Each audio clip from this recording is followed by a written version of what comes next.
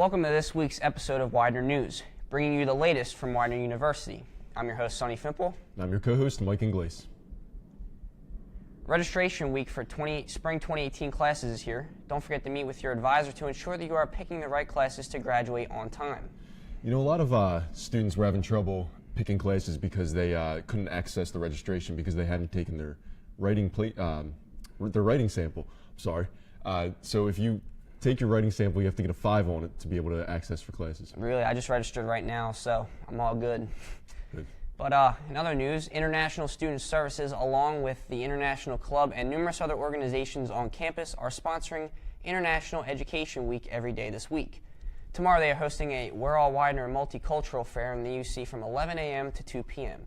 Celebrating cultural diversity on Widener's campus, this event will round out a week full of exciting occasions that included a photo contest, coffee and tea samplings, restaurant trips to Philadelphia, and an international film screening. Last week, the Communications Department here at Widener held a ribbon-cutting ceremony for the new state-of-the-art recording studio here in Freedom Hall. This recording studio features industry-standard sound equipment and quality for students to use in their audiovisual projects. Students Corey Lobenstein, William Hune, Matt Nissenfeld, and Kenton Chambers in Dr. Angie Corbo's event planning class held the event and attracted the attention of President Woolman and the Delco Times. It's International Week, and tomorrow the French Club is hosting a crepe-making event in the UC atrium. The event begins at 11 a.m., along with the We're All Widener Multicultural Fair occurring in the UC as well. That is correct, Sonny. We all are Widener. So let's see how our Pride Sports have been doing with Ben Schittler. Ben?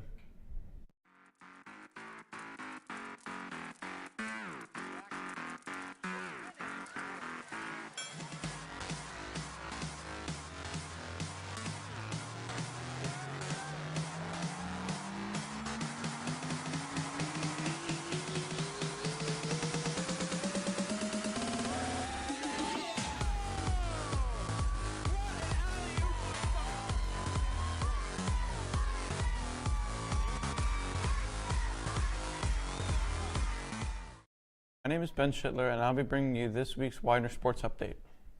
Despite falling 3-1 to Alvernia in the MAC semifinals, women's field hockey qualified for the ECAC Division III Championships. Widener's record stands at 11-6, and they are making their first ECAC appearance since 2006. The number 2 seed Pride hosts number 3 DeSales at Dixon Field Wednesday, November 8th at 7 p.m. Women's soccer also qualified for ECAC playoffs, making their first appearance since 2008. 12-6 Pride will host FDU Florham as the number 2 seed for first-round action Saturday, November 11th at 8 p.m. On Saturday, November 4th, men's swimming swept both ends of a dual meet, defeating Hood 218-35 and Messiah 144-117. Their record stands at 3-1. Widener's next event is the Franklin and Marshall Invitational on November 17th to 19th. On Saturday, women's rugby will be heading to York College to compete for their regional title. Their first game will be against Lee College at 11 a.m. The tournament will run all weekend long. Good luck, ladies. On Saturday, Widener football defeated Kings 27-6 to move to 7-2 overall and 7-1 in MAC play. Let's check out the highlights from last weekend's game. Yeah.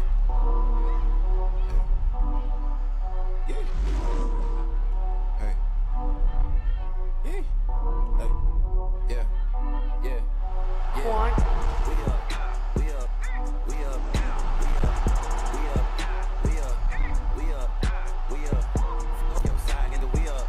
Ain't no sleeping, we up. Everybody here wanna be us. We up.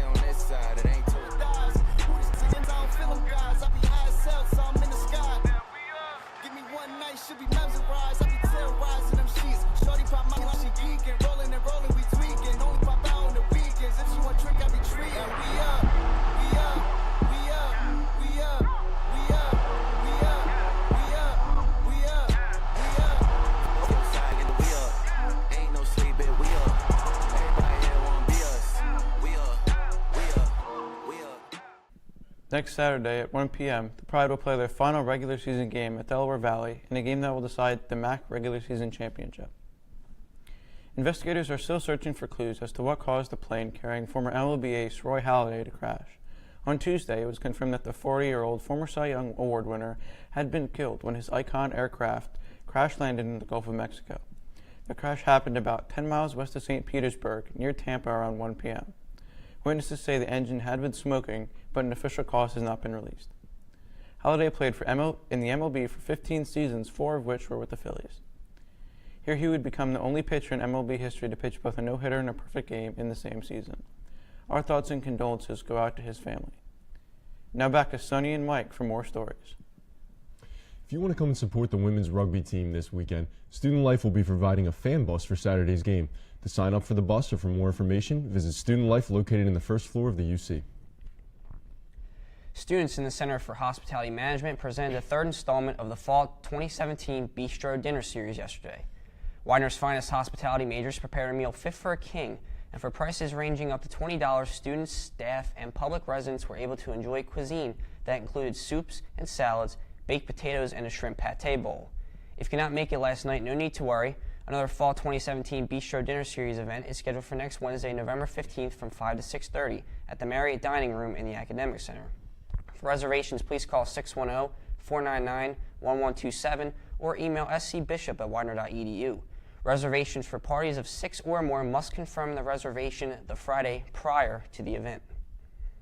Christopher Millay, a professor of sociology and adjunct professor of the geography at the University of Buffalo, will give a talk based on research on Chester, Pennsylvania, titled Remaking the City, Urban Development and Pragmatic Racialization. The lecture will be held at 4 p.m. next Thursday, November 16th in Latham Hall. All Widener students are welcome. Next week on November 14th, President Walman will be hosting a discussion on finding common ground in a polarized world at the National Constitution Center in Philadelphia. Let's check out this message from President Walman.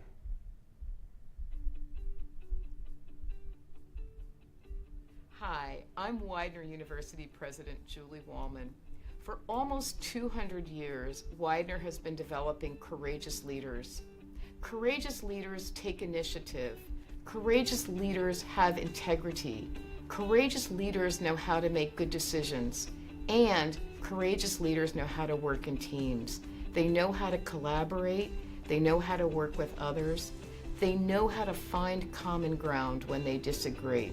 Our principle, We're All Widener, is all about finding common ground. This year, I'm championing the pursuit of common ground here at Widener University because it provides the foundation for learning, for citizenship, and for success.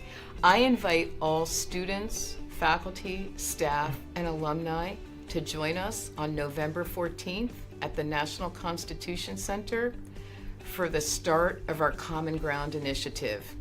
I look forward to finding and exploring common ground with you. Next week is World Prematurity Week. If you would like to learn more about the cause, Tri Sigma Sigma will be tabling outside the cafeteria all week. Speaking of next week, let's see what our weather will be like, so let's send it over to Kyra. Hello, welcome to this installment of Widener Weather. I'm your host, Kyra Jones. Cooler temperatures are definitely here, so make sure you bring out those coats and boots. Temperatures are surely dropping, with today a high of 56 and a low of 34. On Friday, it will be a high of 38 and a low of 23. The weekend is also going to be chilly, but at least the sun will be out, with Saturday a high of 42 and a low of 30. On Sunday, it will be a cloudy day with a high of 51 and a low of 42.